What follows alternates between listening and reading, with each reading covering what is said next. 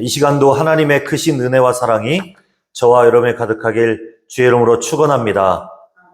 예. 여러분, 호수 위를 우아하게 미끄러져가는 백조를 보신 적이 있으십니까? 햇살 아래 반짝이는 물 위를 유유히 떠다니는 그 모습은 한없이 평화롭고 우아하게 보이기도 합니다. 하지만 수면 아래의 모습을 좀 들여다보면 전혀 다른 풍경이 펼쳐집니다.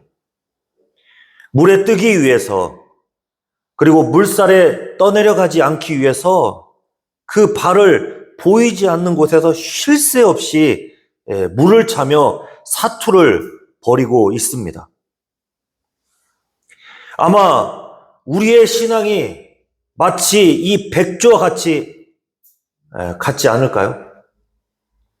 주일 아침 우리는 단정하게 옷을 입고 교회에 와서 사랑합니다, 축복합니다 라고 평화롭게 웃으며 인사합니다. 또 찬양을 부릅니다. 기도도 하고 헌금도 합니다. 겉으로는 그냥 평범한 그리스도인처럼 신앙생활하는 그런 모습으로 보입니다. 하지만 우리의 내면, 그 깊은 수면 아래는 어떨까요?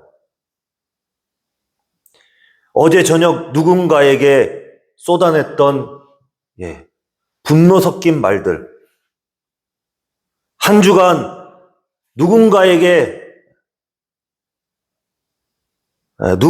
비난했던 그러한 독한 마음, 아무도 모르는 곳에서 혼자 은밀하게 즐겼던 죄악된 모습들, 그 모든 것이 전쟁터처럼 뒤엉켜 있지는 않으십니까? 여러분 한번 잘 생각해 보세요.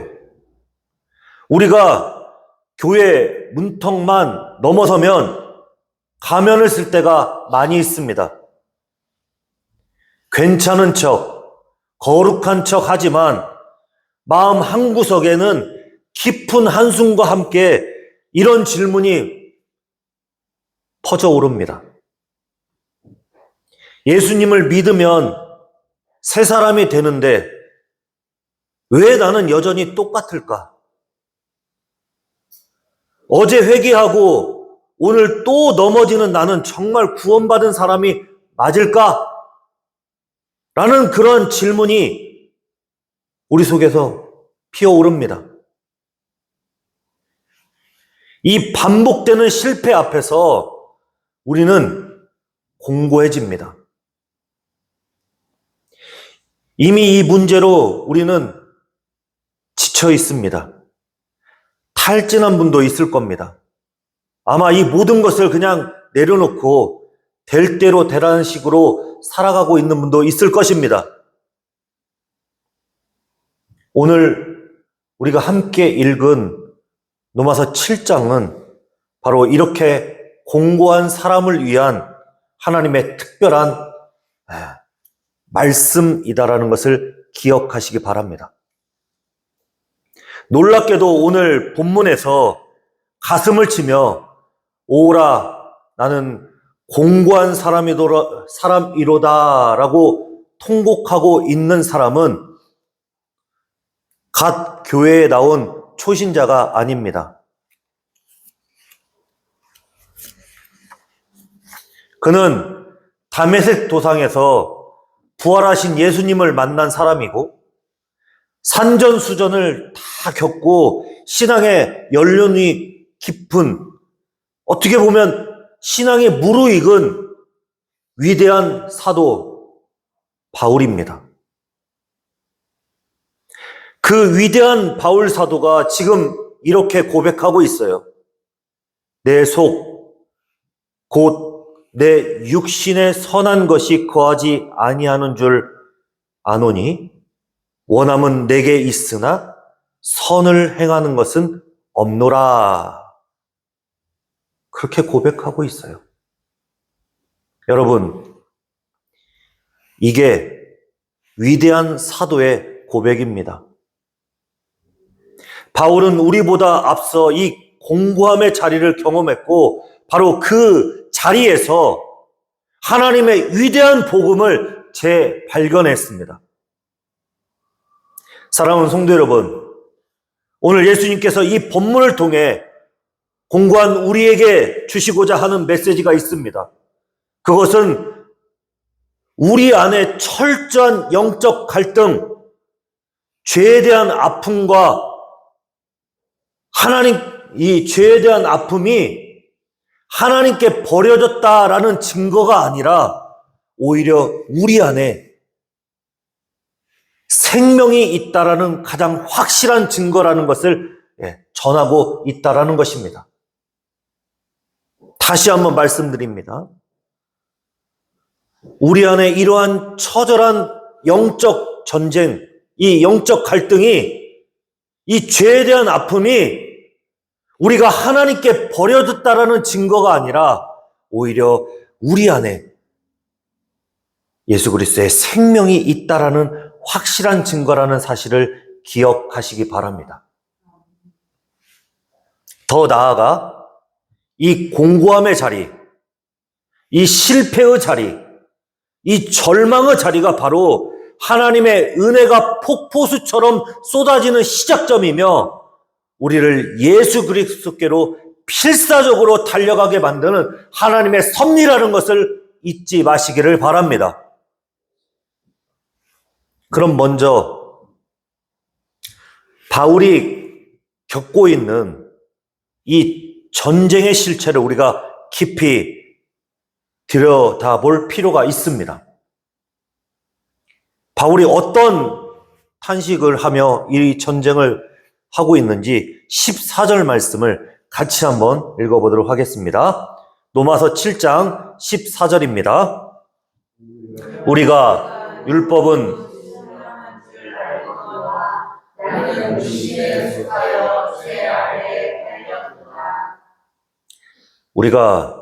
율법은 신령한 줄 알거니와 나는 육신에 속하여 죄 아래 팔렸도다.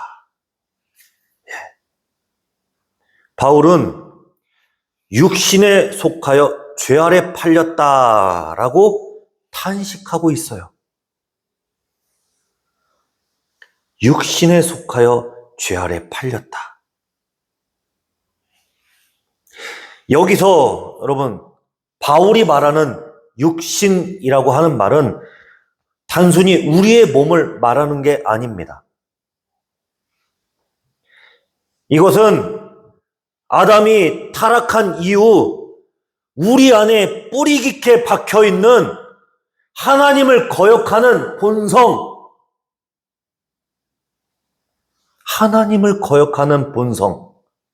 다시 말해 죄로 오염된 옛 자아를 말하는 것입니다. 죄로 오염된 옛 자아. 우리가 예수님을 믿고 하나님 앞에 의롭다 인정받았지만 안타깝게도 이 육신의 부패한 본성은, 잘 들으셔야 됩니다. 이 부패한 본성은 우리가 죽어 영원롭게 되는 그날까지 우리 안에 그대로 남아 있다라는 거죠. 이게 문제입니다. 이 부패한 본성이 빨리 사라지는 게 아니라 죽어서 영화롭게 되는 그날까지 우리 속에 그대로 남아 있다라는 거예요. 바울은 이것을 아주 실감나게 표현하고 있는데요. 여러분, 17절과 20절 말씀에 두 번이나 그가 반복하고 있는 게 있어요. 뭐냐면 내 속에 거하는 죄, 내 속에 거하는 죄. 이 표현을 반복해서 사용하며 우리 안에 뿌리 깊게 박혀있는 부패한 본성인 죄를 강조하고 있다는 것입니다.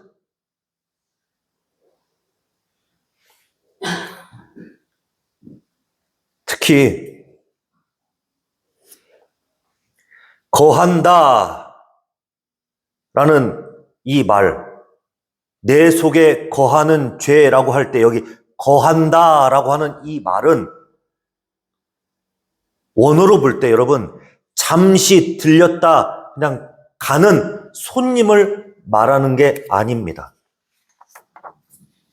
마치 남의 집에 무단으로 들어와서 안방을 차지하고 주인 행세하는 이 불법 점거자를 말하는 거예요. 불법으로 들어와서 점거하는 사람, 그런 사람을 지금 말하는 게 바로 거한다라는 뜻이에요.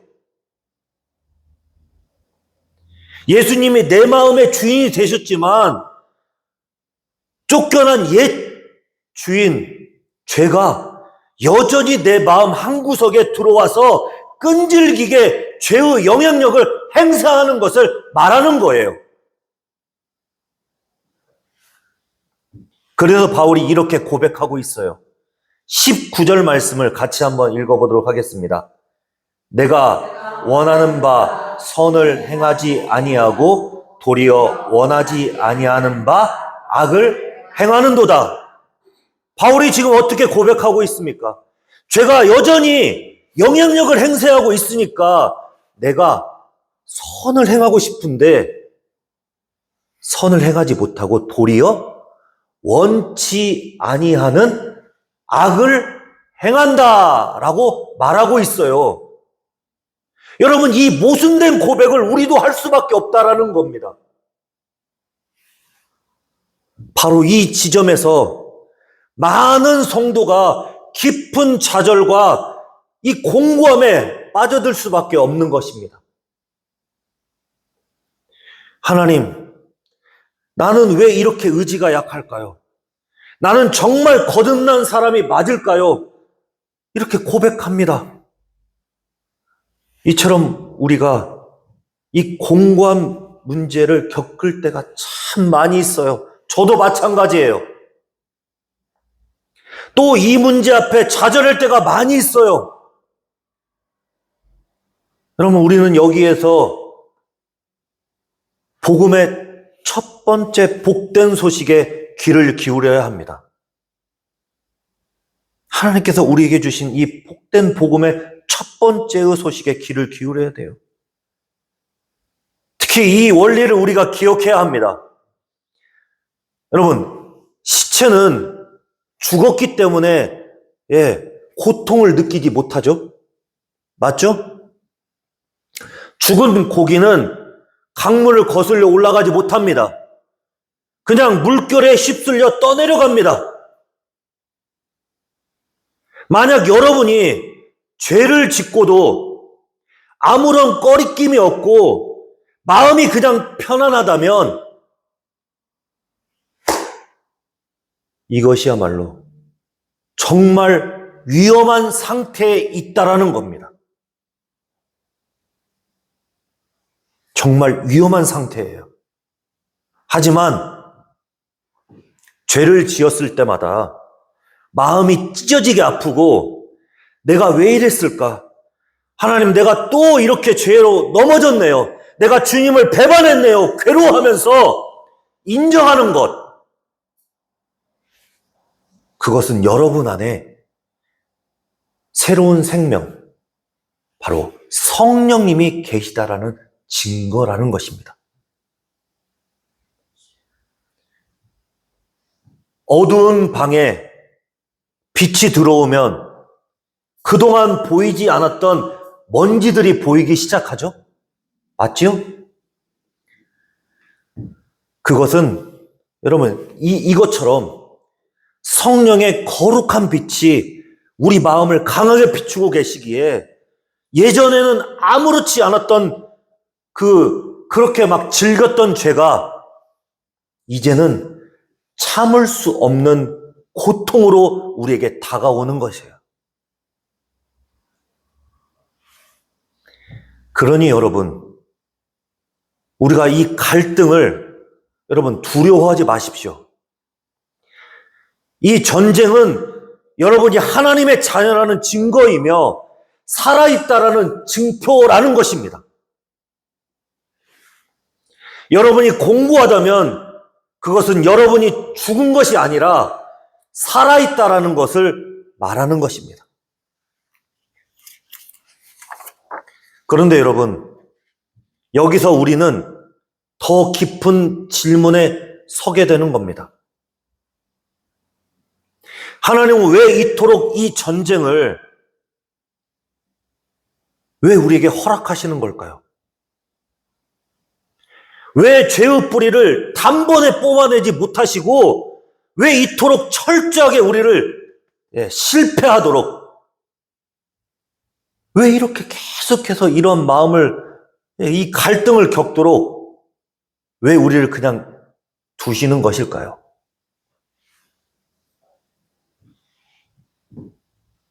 사실 6장에서 우리가 살펴봤잖아요. 바울이 우리에게 말했습니다. 무엇을 말했죠? 우리가 죄에 대하여 죽었다.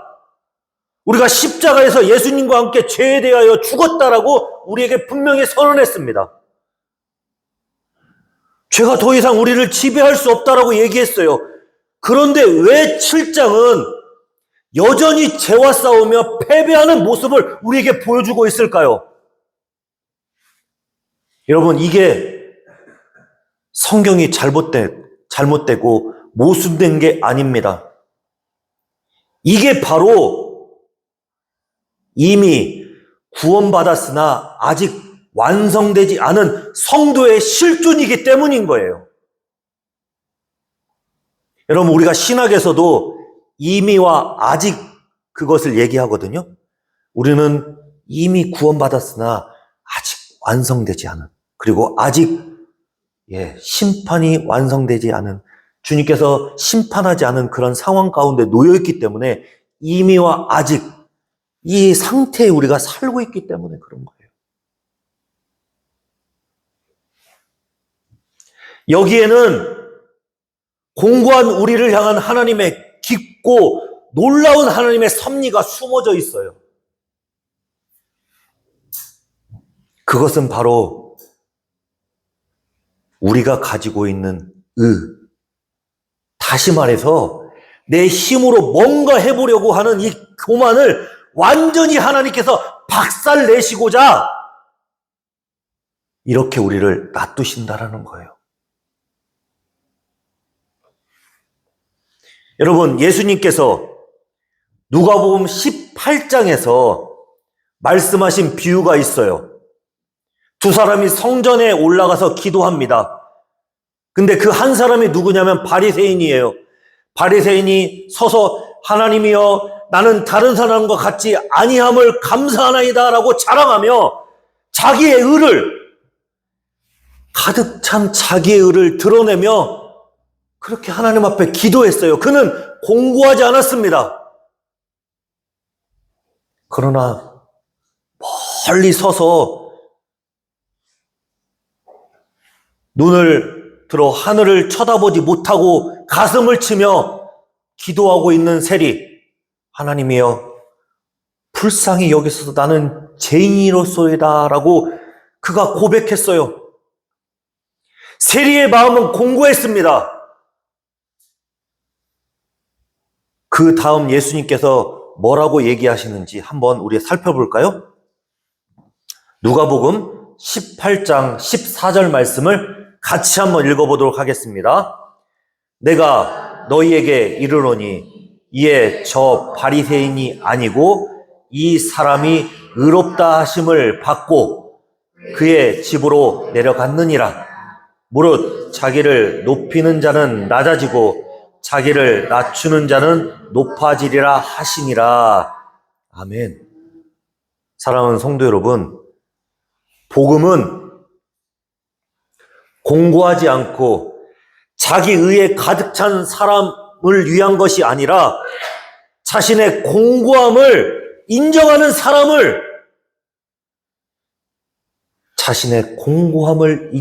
사람에게 더욱 큰 복으로, 더욱 복된 소식으로 다가오는 게 바로 복음이라는 거예요.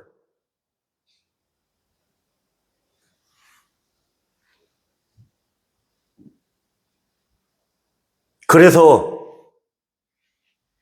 본문 23절에서 바울 자신이 겪은 패배를 이렇게 고백하고 있어요. 자, 본문 7장 23절 말씀을 같이 한번 읽어보도록 하겠습니다. 내 지체 속에서 한 다른 법이 내 마음의 법과 싸워 내 지체 속에 있는 죄의 법으로 나를 사로잡는 것을 보는도다. 아멘. 여기서 사로잡는다라고 하는 이 말을 원어로 보면 전쟁 포로로 끌려간다라고 하는 그런 뜻을 가지고 있어요. 바울은 율법대로 살고 싶어 했고 선을 행하고 싶어 했습니다. 그러나 그의 결심과 의지는 번번이 무너졌습니다. 마음으로는 하나님을 사랑하고 거룩하게 살기를 간절히 원했지만 죄의 유혹이, 죄의 영향력이, 거대한 죄의 힘이 그를 원치 않는 곳으로 끌고 가 죄를 범하게 만드는 자신의 모습을 보았다라는 것을 이야기하고 있는 거예요. 죄의 그 힘에 압도당해 원치 않는 죄를 짓고 마는 자신의 모습을 보았다라는 것입니다. 선을 행할 능력도 없고 죄에 끌려다니는 마치 포로처럼 이리 끌려가고 저리 끌려가는 그 무기력한 자신의 모습을 바울이 마주했다라는 것입니다. 이게 사실 우리의 현실이에요. 사랑하는 성도 여러분, 우리의 이 모습을 한번 오늘 철저하게 점검하는 시간이 되기를 간절히 원합니다. 성경은 우리의 이런 모습을 정확하게 묘사하고 있는데 여러분, 베드로를 한번 생각해 보세요. 베드로. 그는 예수님 앞에서 다 주를 버릴지라도 나는 주를 버리지 않겠습니다 라고 장담했어요. 그런데 불과 몇 시간 후 한 요종이 이 사람도 예수님과 함께 있었던 사람입니다라고 했지만 그가 뭐라고 말합니까? 나는 이 사람을 알지도 못한다라고 3번이나 예수님을 부인하고 저주했어요. 또 다윗을 한번 보세요. 하나님 마음에 합한 사람이다라고 인정받았지만 밧세바를 향한 정욕 앞에 그가 무너져 버립니다. 간음하고 살인까지 저질러 버렸어요. 또 여러분, 광야의 이스라엘 백성들을 한번 생각해 보세요. 홍해가 갈라지는 기적을 목격했습니다. 만나와 메추라기를 매일마다 먹는 은혜를 경험했어요. 그런데 조금만 어려움이 닥치면 애굽으로 돌아가자라고 하나님을 원망하고 불평했습니다. 여러분, 우리의 모습 한번 보세요. 아침에 일어나서 내가 오늘은 주님만 의지하겠습니다 라고 고백하다가 저녁이 되면 어떤 모습으로 다가옵니까? 불평과 원망으로 가득 차 있는 우리의 모습을 발견할 때가 많잖아요. 입술로는 주님을 사랑한다라고 고백하면서도 마음으로는 시기, 질투, 정욕 그런 것들을 품고 있어요. 무릎을 꿇고 다시는 이 죄를 짓지 않겠습니다라고 회개하고 일어서지만 같은 유혹 앞에 또다시 무너지는 우리를 발견할 때가 많이 있잖아요.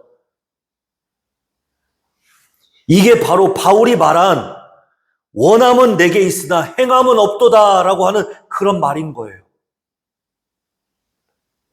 이 반복되는 실패, 이 끝이 없는 패배의 사슬 앞에서 하나님은 우리에게 한 가지 분명한 것을 가르쳐주고 계십니다. 그것은 구원과 성화는 인간의 의지가 아닌 전적인 하나님의 은혜로 가능하다는 것을 알려주시는 거예요.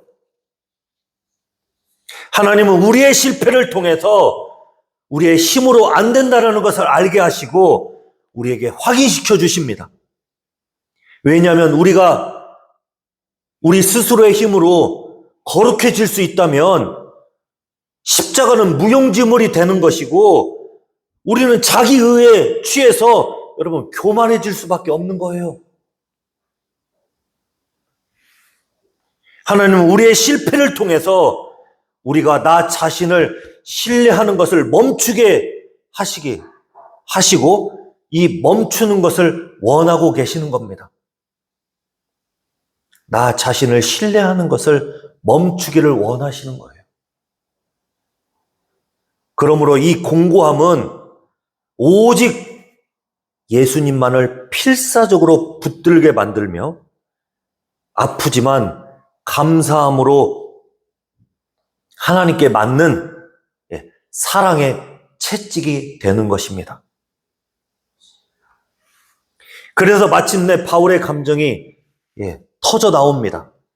더 이상 버틸 수 없습니다. 입에서 비명이 터져 나와요. 그 말이 24절 말씀인데 같이 한번 읽어보도록 하겠습니다.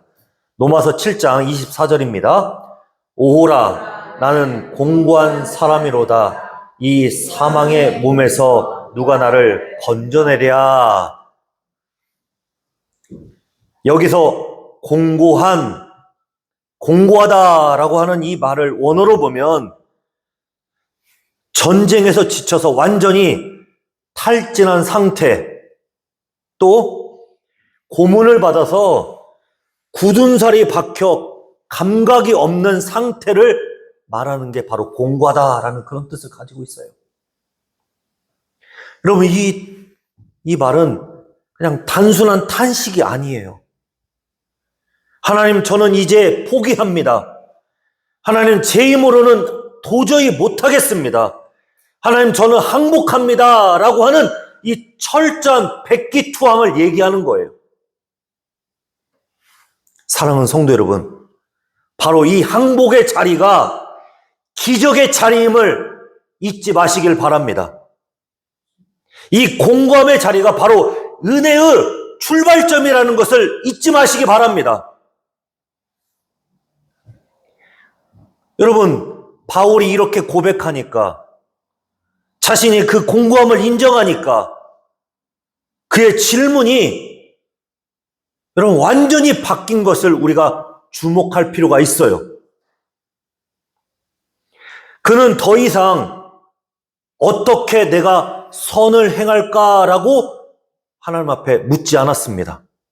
그의 질문이 어떻게 바뀌었냐면 누가 나를 건져내랴 라고 그렇게 질문이 바뀌었어요.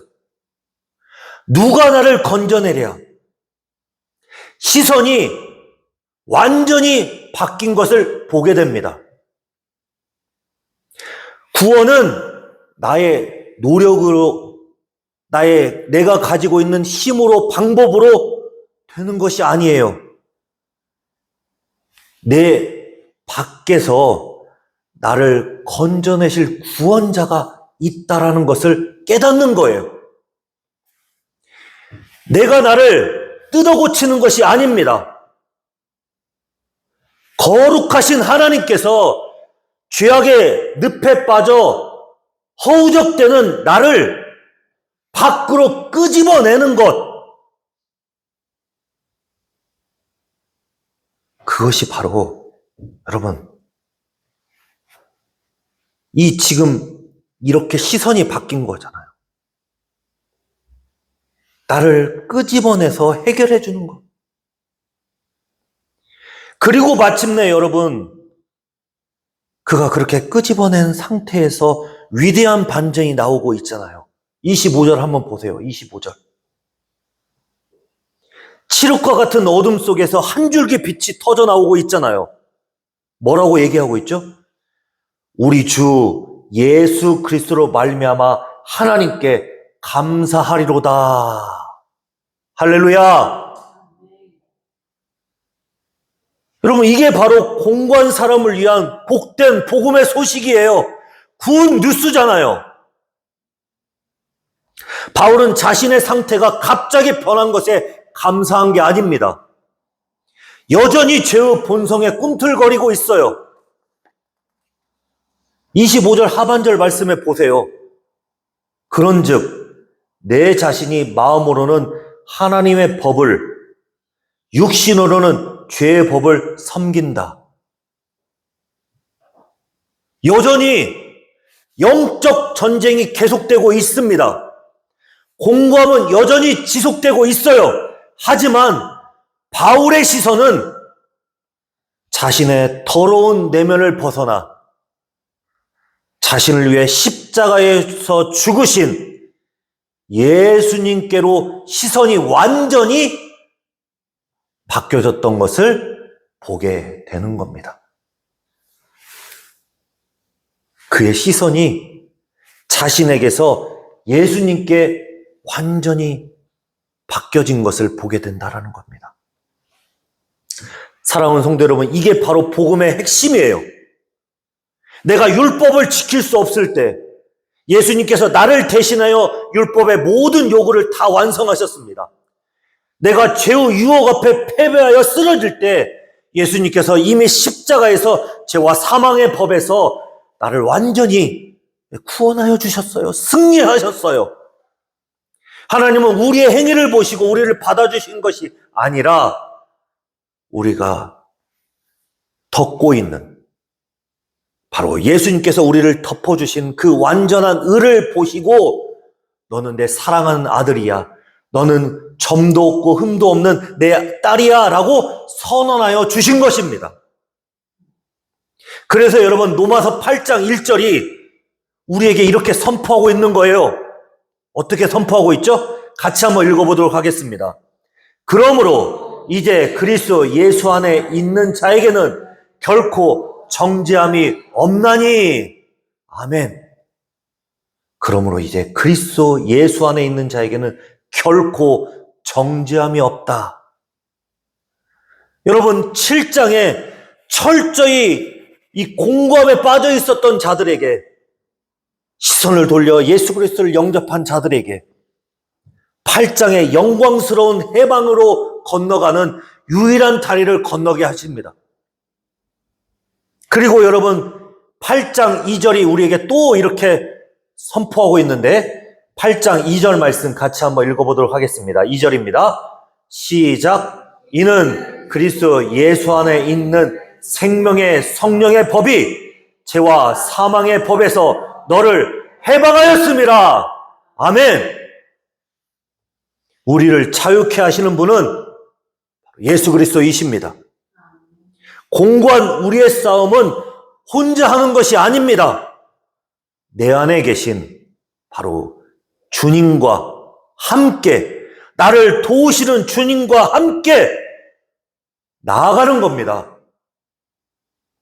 그렇다면 사랑하는 성도 여러분, 오늘 우리가 이 말씀을 가지고 우리가 한 주간을 어떻게 살아가야 될까요? 자, 첫 번째로 여러분, 우리 자신의 공고함을 더 이상 숨겨서는 안 됩니다. 우리의 공고함을 숨겨서는 안 돼요. 하나님 앞에 정직하게 토해내야 합니다. 죄를 지었을 때 숨거나 도망가지 마십시오. 죄책감에 눌려 나는 틀렸어, 나는 쓸모없어 자책하는 것 겸손이 아닙니다. 그것은 예수님의 십자가가 내 죄를 덮는 것이 부족하다, 또 다른 것, 내가 교만하다는 것을 말하는 거예요.